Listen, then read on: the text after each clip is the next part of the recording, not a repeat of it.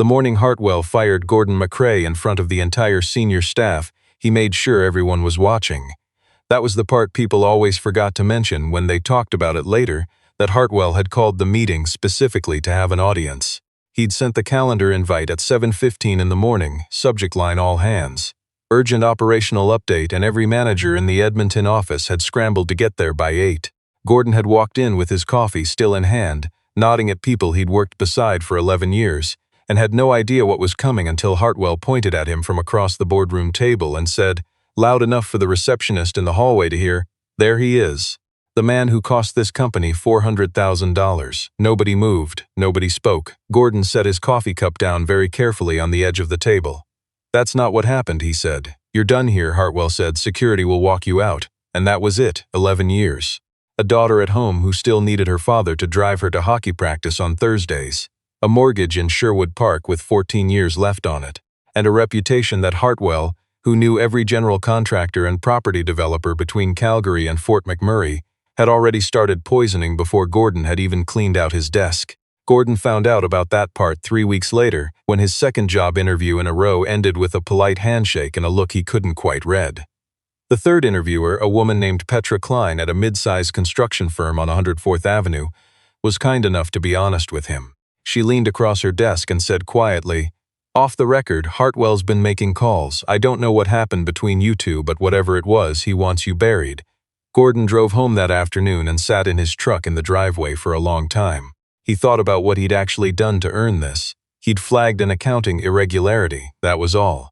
A discrepancy in a materials contract that had no reasonable explanation.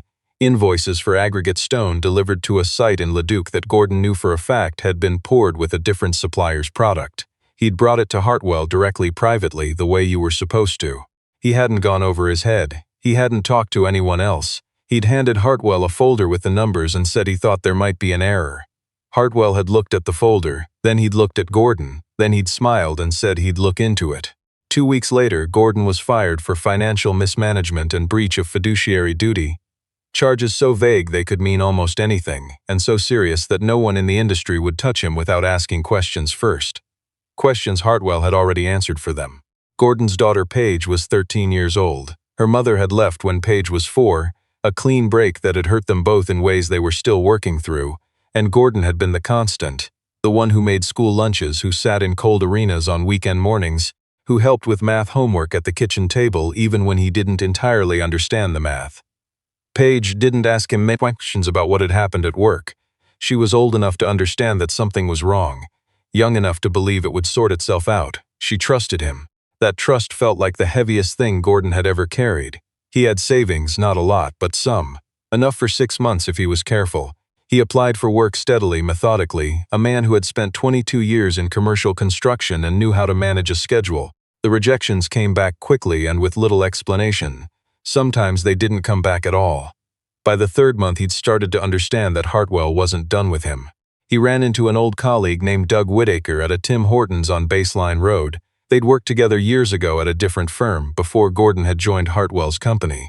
Doug ordered his coffee, saw Gordon, and seemed to hesitate before sitting down. They talked for a while about nothing, and then Doug said very carefully, "I heard your name come up last week, at a dinner thing.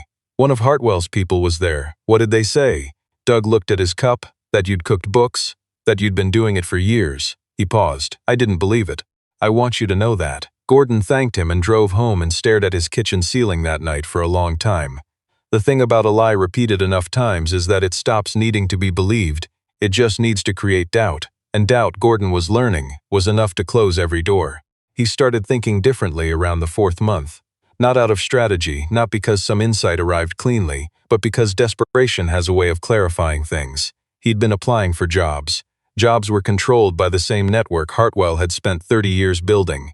Hartwell had reach and patience and apparently a grudge Gordon still didn't entirely understand. Trying to re-enter that network through its front door was not going to work, so Gordon stopped looking for a job.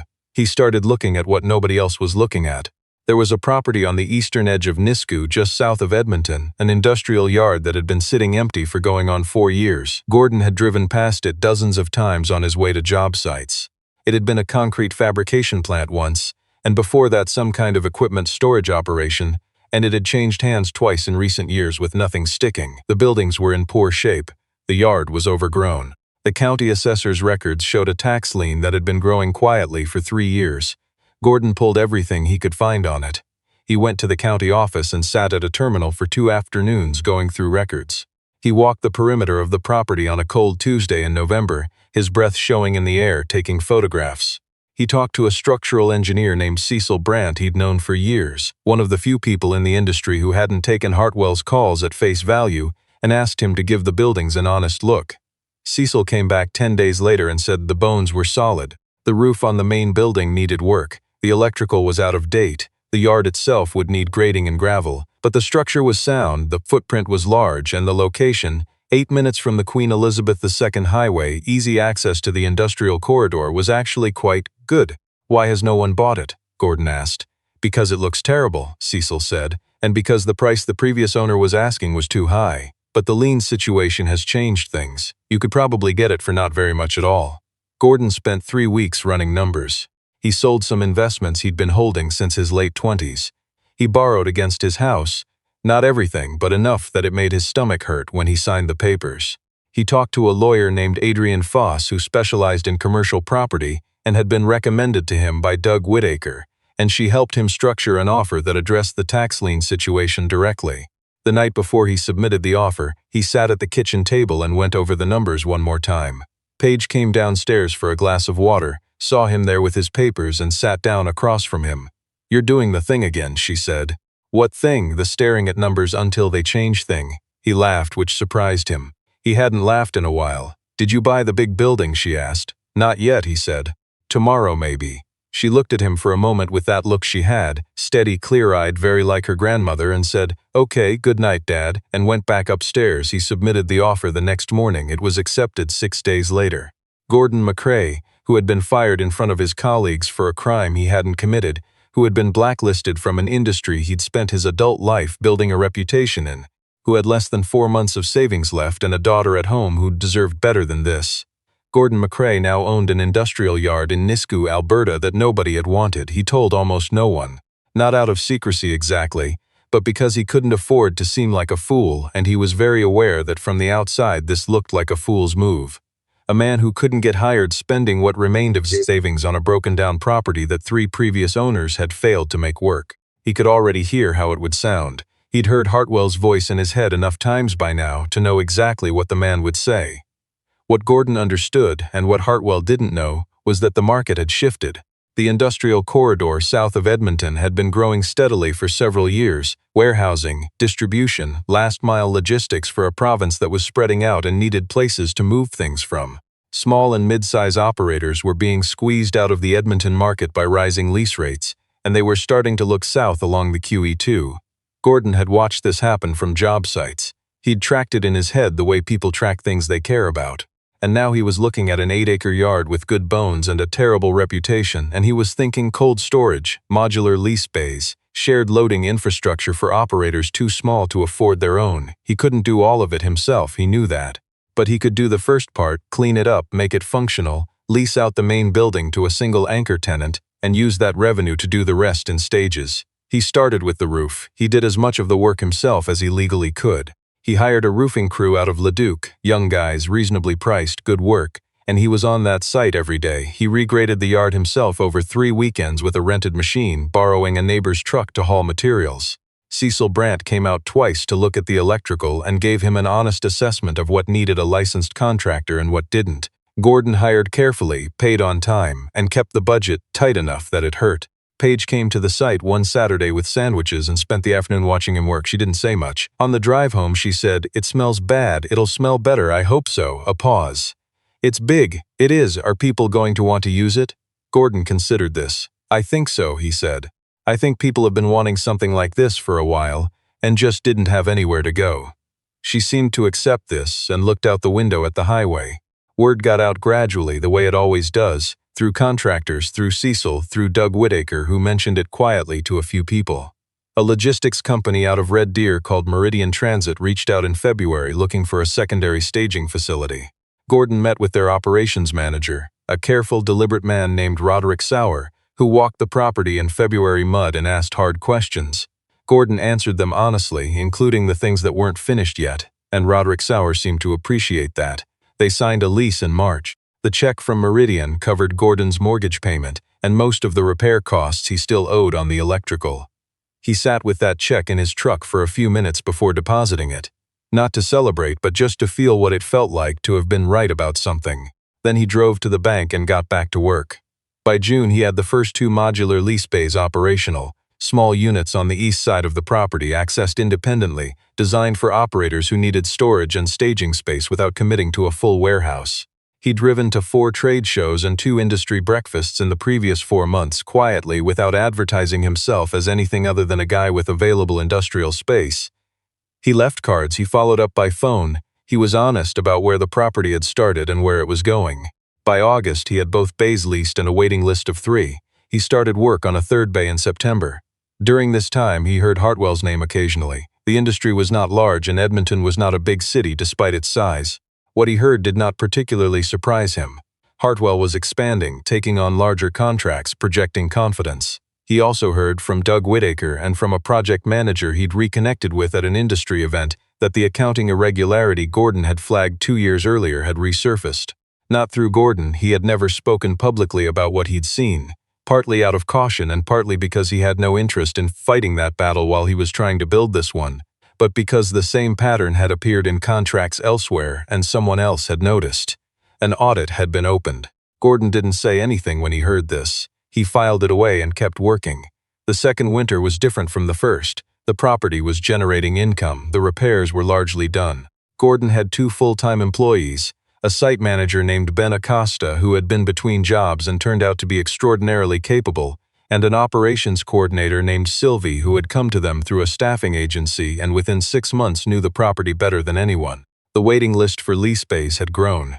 Gordon was in conversation with 2 developers about expanding the cold storage infrastructure on the south end of the yard. He didn't think about Hartwell much anymore. That was one of the things he noticed, that as the work got real, as the numbers got better, as the property went from a liability to an asset, the space in his head that Hartwell had occupied began to shrink. Not because he'd forgiven the man, exactly, but because the man had become less relevant. When you're building something, you're looking forward. Looking backward is expensive. Paige was 15 now. She'd grown into the kind of person who observed things carefully before speaking, who asked questions that cut directly to the point, who had inherited Gordon's stubbornness and her grandmother's patience in a combination that was sometimes breathtaking to watch. She came to the site occasionally on weekends.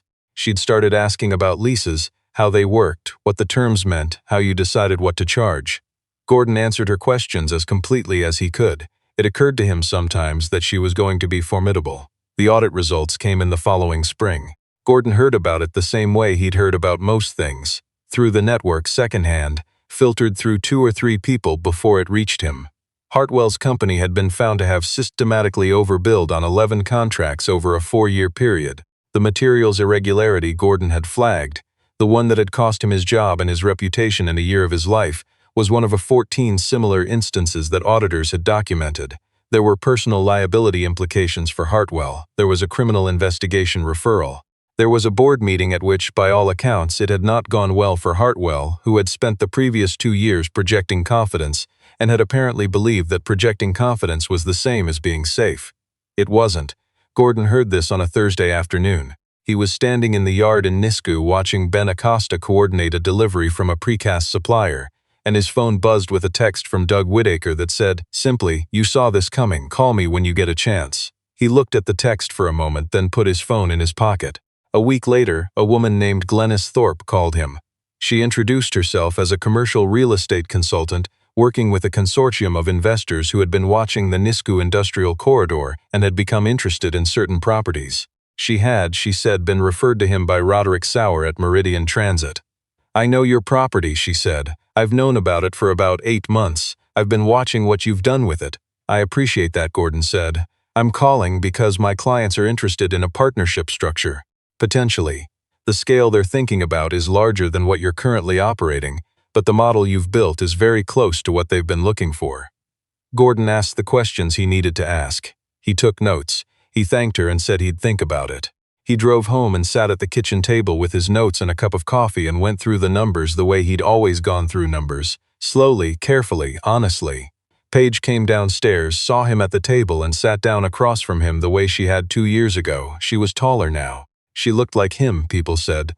Big meeting, she asked. Could be, he said. Good kind or bad kind? He looked at his notes. Good kind, he said, I think. She nodded, satisfied, and reached across to steal a piece of the banana bread he'd made that morning. Tell me about it later. I will. She went back upstairs, and Gordon sat with his notes in the quiet of the house and thought about a man who had pointed at him across a boardroom table and told him he was finished. He thought about the folder he'd handed over, the one with the numbers, the one that had cost him everything and turned out, in the end, to have been right. He thought about the yard in Nisku on the day he'd first walked it, cold and overgrown and ignored, and the way he'd looked at it and seen not what it was but what it could be. He picked up his pen and started making notes for the meeting with Glennis Thorpe. Some people, when they want to destroy you, do you the accidental favor of cutting you loose from the thing that was holding you back. Hartwell had spent 11 years paying Gordon Macrae to build things for someone else. Then he'd fired him, blacklisted him, taken everything he thought he could take, and in doing so had pushed Gordon into a position where the only option left was to build something of his own. Gordon had always known how to build things. He signed the partnership agreement with Glennis Thorpe's clients in June, on a morning when the yard was full of activity and the sun was high and the smell of the place was entirely different from how it had been when he'd bought it, clean now, functional, alive with the sound of work being done. Ben Acosta shook his hand. Sylvie brought coffee. Gordon stood in the middle of the yard and looked at what had become of the property nobody had wanted, and he allowed himself briefly the luxury of knowing he'd been right. Then he got back to work. Hartwell's name appeared in the business section of the Edmonton Journal that fall, a short item, the kind that gets buried on page 12, about a settlement reached in connection with the audit findings. The terms were not disclosed. There was a photograph, Hartwell leaving a downtown office building, head down, a lawyer at his elbow. Gordon saw the article because Paige had cut it out of the paper. They still got the paper. It had been Gordon's habit since his 20s, and left it on the kitchen table with a post-it note that said simply, "Told you." He wasn't sure when she'd started believing it would work out. He suspected it was earlier than he had. He folded the article once and put it in the kitchen drawer where he kept things he wanted to remember. Then he made dinner, and when Paige came down, they ate together at the table they'd sat at through the worst of it. The months when the money was running out and the phone wasn't ringing, and the future had felt like a door that kept closing. And they talked about her classes and about the expansion plans and about whether they should get a dog. Gordon had been told he was finished. He had looked at what nobody wanted and seen something worth building. That was the thing about being told you're done. Sometimes the person saying it doesn't know what you're capable of. Sometimes they don't know what you're about to find out about yourself. Gordon Macrae had spent his whole working life building things for other people. It had taken losing everything to understand that the next thing he built was going to be his own.